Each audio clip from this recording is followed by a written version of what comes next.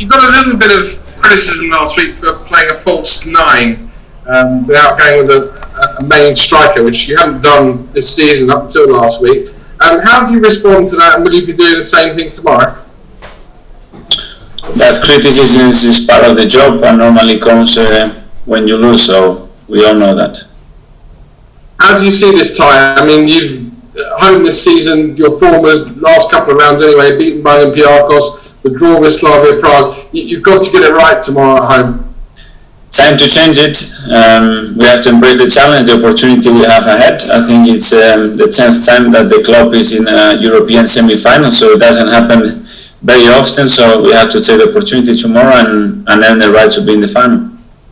Is Pierre-Emerick Aubameyang and Kieran Tierney, are they likely to start? Let's see today how everybody is in training here. Okay, one last one from me. Also, you've got Man City into the Champions League final. Chelsea are well placed to join them. You think that Man United are going to make the Europa League final. Your hope is, like 2 years ago, we're going to have a full house for the Premier League, yeah? I think that would be a really good sign for our football. Cheers, Mikel. Thank you. Thanks, Ian. We'll go to Dharmesh from Sky. Hi, good morning, Mikel. Morning. There's so much talk surrounding Arsenal this week. Daniel X says he wants the best for Arsenal. Is the public nature of his takeover bid helpful, given it's the biggest match of your season?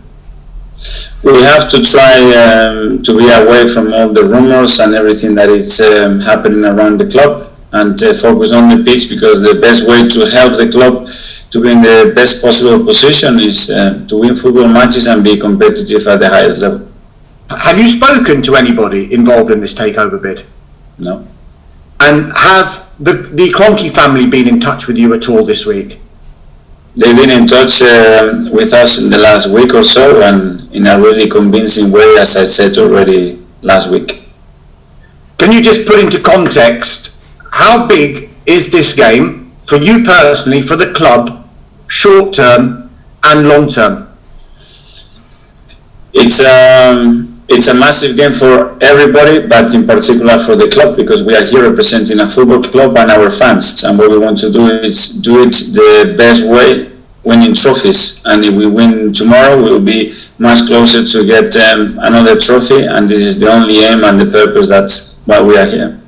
Just finally from me, Mikel, does this dictate, this game and the winning or not of the Europa League, what you can do in the summer?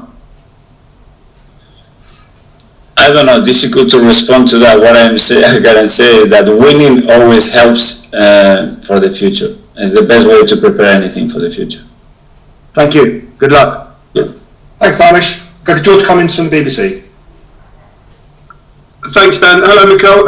How often do you speak to the Kroenkes? It seems like you talk to them regularly. Often enough, and the rest, Vina, team, Edu, they do it as well really often. So there is a really good communication line. Okay, good. Just in terms of that game last week, that away goal was absolutely huge, wasn't it? It is always really important.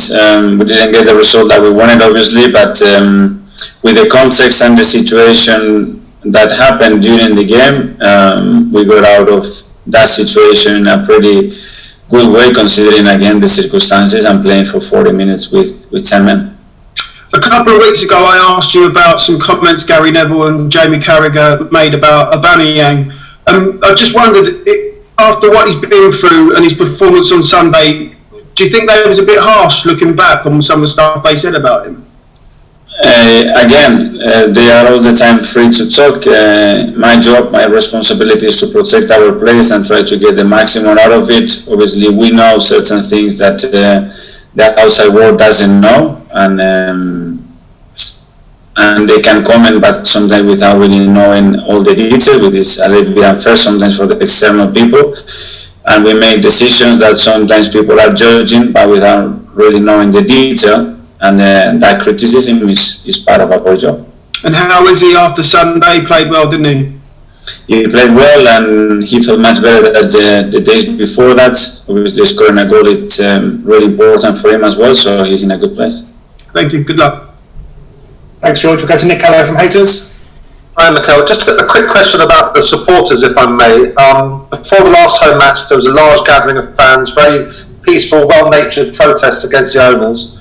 They're planning to have another protest tomorrow night before the match, but some supporters are arguing after what happened at Man United, they should cancel it in case it has a negative effect on the players in such a big game. What would your message be to supporters planning to come down to the stadium? I think that they have to be able to express themselves, and if it's done in a pacific way, they have the right to do it. We will try to prepare the game the best possible way. I wouldn't like to use any excuses if something happens with that. I know that the only purpose of the fans is to defend the club, and they want the best for the team, and we will try to do the same. Would it give the players a lift to see the fans cheering them in as they come in on the coach? I think that would be great. We've been missing them so much. We need them, and if the players and the team feels that they are right behind them, supporting them. Again, I think it's the 10th time that the club is playing a European semi-final, so it's a big moment for us. So hopefully we can have them closer than we had already in the last few months. Okay, that's how it goes. Thanks a lot. Cheers. Thanks, Nick. We'll go to Mark O'Brien from PA, please. Morning, Mikel. You're still a young manager. You've already won the FA Cup, but given what's attached to the match tomorrow in terms of winning another trophy and taking the club back to the Champions League, is this match of your managerial career so far? Well, it's a big moment, again, not for me, but for the club, for everything that has happened in the last 2 years, in the last months, all the instability that we've been hit with for many different reasons. So I think it will be really important and a big step forward if we are able to be in that final and have the opportunity to win that trophy. Is it acceptable for a club the size of Arsenal to spend 5 years out of the Champions League? It's the reality. It's not what we want, obviously, but there are a lot of things that have happened in that period for many reasons. One is because the level is being raised to a standard that is unprecedented in this league, and we are not the only club that has been out of that, but obviously no one accepts that situation, and we want to change it straight away, and this season we still have the opportunity to do that. Do you think the result tomorrow, if it's positive or negative, would basically determine whether you've had a successful season or not?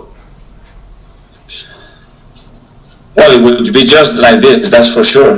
How good of a job you are doing is determined by many factors, but different people. Externally is only when you win or lose. That's the defining moment. Great. Well, Dr. Mikel, thank you. Thank you. Thanks, Mark. We'll go to James Ollie from ESPN. Hi, Mikel. Just wanted to ask you about the left-back situation. Since Kieran got injured, there's been very little rotation in that area. Is that been to give Granit the best chance of adapting to a role that's not his natural position? It's been one of the reasons as well, because the way we wanted to play and the players around. Because we have managed to get some clean sheets as well since being playing there, something that didn't happen for 13 games, and he gave us something different to the team. Cedric had a run in a team in January and February, but he's only played 3 games, I think, since the middle of February. What does he need to do to force his way back in? Well, it's really been unfortunate because he played some good games as a right back as well, and then we have the injury of Kieran. He played some as a left back, then we were training the left back, and we could have given more opportunities, but it's true that Callum came on as well and did really well. Thank you. James Bench. Hi, Mikel. You mentioned the clean sheets there, but you haven't had one at home, I believe, since January the 30th. What do you put your team's difficulties defending, particularly at the Emirates, down to? And there have been many factors. Errors has been one of the main ones. We conceded some set pieces as well. And not much team without creating much, they have managed to score a goal. Yeah, you mentioned the errors there. I think it's 14 errors leading to shots, 8 leading to goals in the Premier League and Europa League.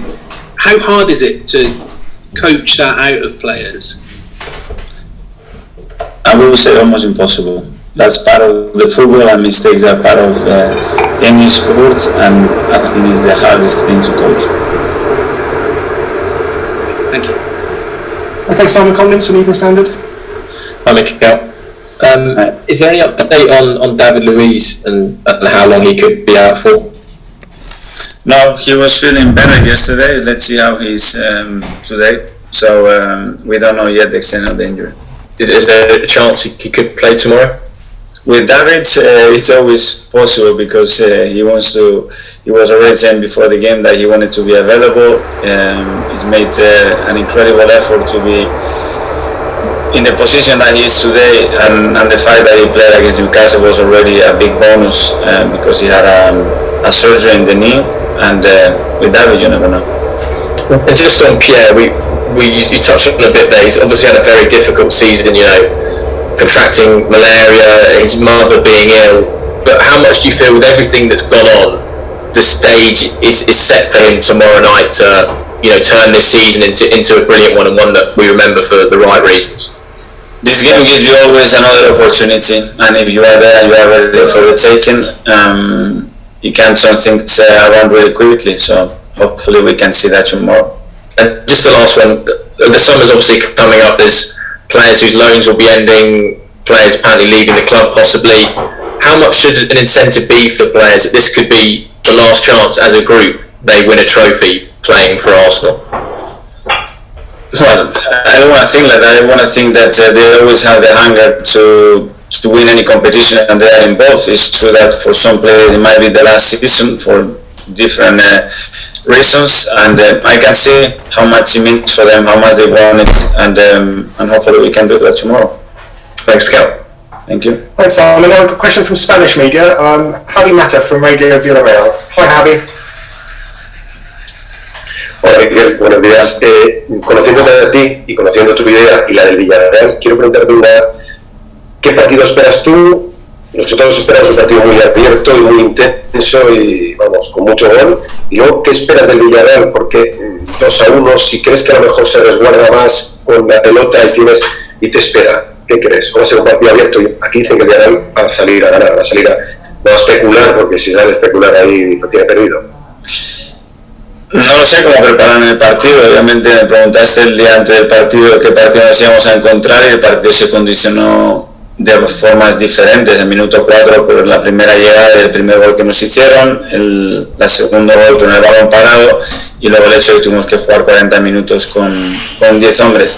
Veremos lo que pasa. Tenemos la idea de lo que pueden intentar hacer y lo que creemos que tenemos que hacer nosotros para pasar, y luego dentro del partido creo que hay muchas fases y muchos partidos a jugar. Thanks, Javi. We'll go to Ivan Camilo. Hola, buenos días. Quería preguntarte sobre cuáles consideras que pueden ser las claves para que deis la vuelta eliminatoria y paséis a la final. Muchas gracias. Tenemos que estar más acertados que estuvimos en Villareal. Obviamente tenemos que jugar con 11 jugadores en campo, cosa que no pudimos hacer allí, y el inicio del partido tiene que ser mucho mejor. Yo creo que a partir de ahí se irán definiendo muchas cosas.